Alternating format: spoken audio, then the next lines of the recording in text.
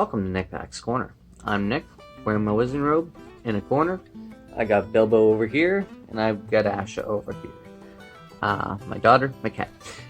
Today we're going to talk about The Walking Dead Compendium 2. This is where we get to meet Abraham Ford and Jesus, aka Paul. Can't remember his last name. But anyway, they are awesome characters. Love what they do with them in the comics. Sad what they do with them in the show. What can you do? Daryl's there.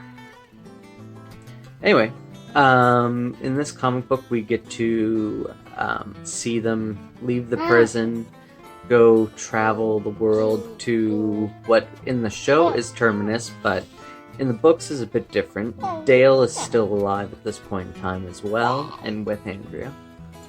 And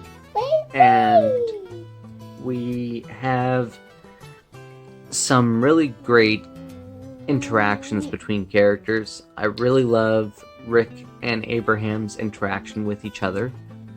I enjoyed their little having it out in the church. And I really love when Jesus shows up for the first time. And he basically disarms Michonne and kicks the crap out of Abraham. And just gets Michonne to go get Rick.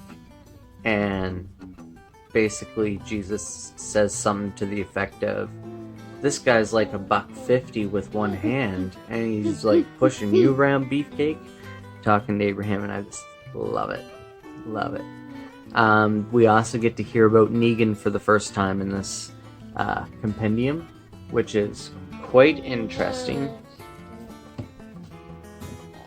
And I also really like Carl's storyline throughout all this, because you get to see him deal with the effects of the world and his actions.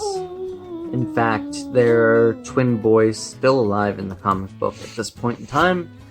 And, yeah, let's leave that there.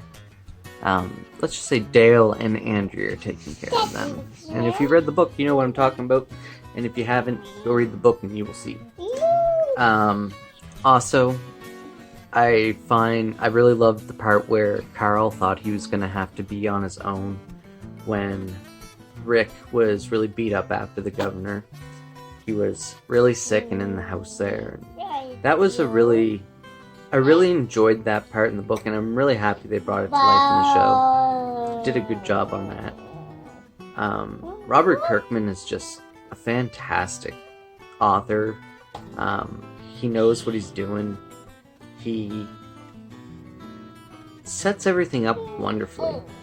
And teaches you the real dangers of the world and introduces new ones. Now, something I found hilarious is they asked, why didn't you make it so that animals can become zombies? And Robert Kirkman said something to the effect that he's not good at drawing animals. And so he didn't do animals at that point. And this book was just so much fun. When they get to Alexandria and Rick decides he's going to take over, I just thought that was so funny. Him and Aaron working stuff out. Yeah, Bilbo. I really enjoyed Aaron's storyline in the books. And I'm happy they're giving him some resemblance of that in the show. Even with Daryl being there. Father Gabriel is an interesting character in the story. He comes about, he's very untrustworthy, but you eventually learn to trust him. Also, I believe the husband and wife in Alexandria are swapped in the show to the book. It's the husband who runs things in Alexandria in the book, and it's the wife. And their names are also, swapped. And this is also where Rick falls in love with someone else for pretty much the first time. It's the girl with the two boys, and one of the boys decides he's going to shoot Carl, and does so, putting Carl in the room. I thought the TV show did all that fantastically, especially with the addition of Carol. She's an amazing character in the show, not unlike what she was in the comics. Her role ended in Compendium 1 in the comics, when she decided to feed herself to a zombie in the prison yard, and that was fine for comic book Carol, but TV show Carol is a crazy badass that just deserves to be there. I think I said in my last video that the books did some stuff better than the show, and the show has done some stuff better than the books. And that's just part of it. Get away from that book, Bilbo. Stop it. I also believe that this is around the time when Andrea and Rick start to date. I might be wrong, but I believe it's around this time, and we also get to visit Hilltop for the first time in this book. And when we get there, Rick gets into a fight, and the bloody scene where he's like, what? Because a guy is there trying to kill Gregory, and Gregory is the leader of Hilltop, who Rick is dealing with, and Rick is trying to make his allegiances right.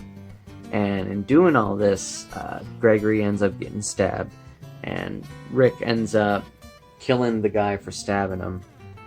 But it's quite... I really liked how that went down, and Abraham was there, and it was a lot of fun in the comics. And this is when we get introduced to Negan. We get told about Negan and his scariness that's coming up. And you might have seen Negan in the show, and Negan in the show is cool, but Negan in the books is like the coolest comic book character ever written. Like, he might even be my favorite character in The Walking Dead. Him or Rick, I don't know which one. They're both very similar and echo each other very well, and I really enjoy that. Also, Morgan makes a comeback in this comic. I believe they're on the road to Alexandria, and they're close enough to Rick's old hometown that they decide they're going to swing in there for any supplies they can get, and they come across Morgan, and his son has turned, and Morgan's gone crazy and kept his turned son there. And so Rick and Morgan deal with that in ways they have to, and Morgan decides to join Rick and come to Alexandria. And we also get to see the hunters on the side of the road, who do the infamous scene where Rick bites the dude's throat out in the show. In the books, it's very cool, very neat, and it's very similar, and instead of Daryl being there, it's Abraham, and I like that better, because Abraham's like, you know, your kid saw that, but now he knows Daddy's, you know, willing to do whatever he needs to do. That's where the whole monster arc comes from, when they're on their way to Terminus, on whether Carl is like, on whether what Rick did was bad or not. And really, it was all about survival, and it was well done in the show. And that's one of the things I loved about the show at that point in time, is we left the prison, which was starting to get stale, and then we went and we did, I can't remember if Terminus was before or after at the same time as this. And so we get to see Rick and Abraham going off with Carl to the new town there, to the old town to get Morgan. And on that way, this is when all of this goes down, and it just highlighted what you are going to need to do in this world if you want to survive. And that's really what it came down to. And I just thought it was amazing. And I am excited to get Compendium 4 when it comes out. I haven't read it yet. I know about the Whispers and seen the heads on pikes and stuff, but I have not read past that. And I am so excited to read it all. And I will most certainly be doing the review here once it comes out for it. I also just want to say my videos are going to be coming out on Tuesdays and Thursdays now. Just due to my work schedule. I'm writing a novel at the moment, so I'm trying to give as much time to that as possible. And I'm also reading hopefully the same amount as I used to. All while trying to juggle life with my family and work and everything. So you will get 2 videos from me a week and potentially a random surprise 3rd video on Monday, Friday, or Saturday or Sunday, depending if I have the time to do a video and depending on what it is. It may not even be book related, that random one. So like for instance, Monday I did a mental health talk, and I think that I will continue to do little things on those random episodes. Like I'll do a mental health talk. I might talk about Magic the Gathering. I have played that game for a long time, and I have a couple decks that I can totally show off and, you know, do a little deck tech for. And I might do some vlogs with the kids and just some family stuff and see about that. And yeah, so all my social medias will be down below. And I will also put in a Caravan app there. It's a great place to go and read. If you guys want to join like a book club, it's fantastic. Get in there, talk about your favorite books, and it's free to use, so it's great. And I don't get anything for it, but I just love being there so much that if you're a book reader, it's a great place for you to be. And so that'll be all for today. Have yourselves a wonderful one. Have a wonderful day, a wonderful one. Peace.